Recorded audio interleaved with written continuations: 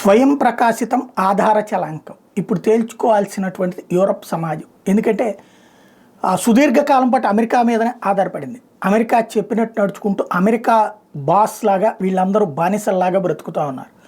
స్నేహం అంటూ ఒకచోట కూర్చుంటారు, కానీ పెద్దన్న పాత్ర అమెరికా పోషిస్తుంటే వీళ్ళందరూ వీళ్ళ దేశానికి వచ్చిన కంపెనీలని అమెరికా చట్టాలు చేసి అక్కడికి తీసుకుపోద్ది. అమెరికాకి సంబంధించిన కంపెనీలు వీళ్ళ దగ్గరకు వస్తుంటే అడ్డుపడుతుంది, వాళ్ళ మీదన ఇబ్బంది పెడుతుంది.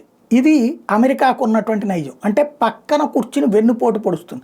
అందులో ట్రంప్ లాంటి వాళ్ళది ముఖ్యమైనటువంటి ఇప్పటికే ఆల్రెడీ ప్రకటించున్నాడు. యూరోప్ యూనియన్లో కంపెనీలు ఇట్లాంటి వాళ్ళు అక్కడ ప్రొడక్షన్ అంతా తీసుకొచ్చి మా దేశంలో అమ్మితే ఎట్లాగా, దాని మీదన మేము ఎక్కువ పెనాల్టీలు వేస్తామన్నది. అంటే ట్యాక్స్లు ఎక్కువ వేస్తారు. ఇంపోర్ట్ ట్యాక్స్ ఎక్కువ వేశారు అనుకోండి, ఆటోమేటిక్గా కొనేటటువంటి వాళ్ళు కరువు అవుతారు. ఇదివరకు మనం చైనా వాళ్ళని కంట్రోల్ చేయడానికి చేసినటువంటి ప్రయత్నం లాగానే వాస్తవంగా యూరప్ సమాజం అటు ఆఫ్రికా ఇటు ఆసియా సమాజం మీద దృష్టి సారించుకోవాల్సి ఉంది.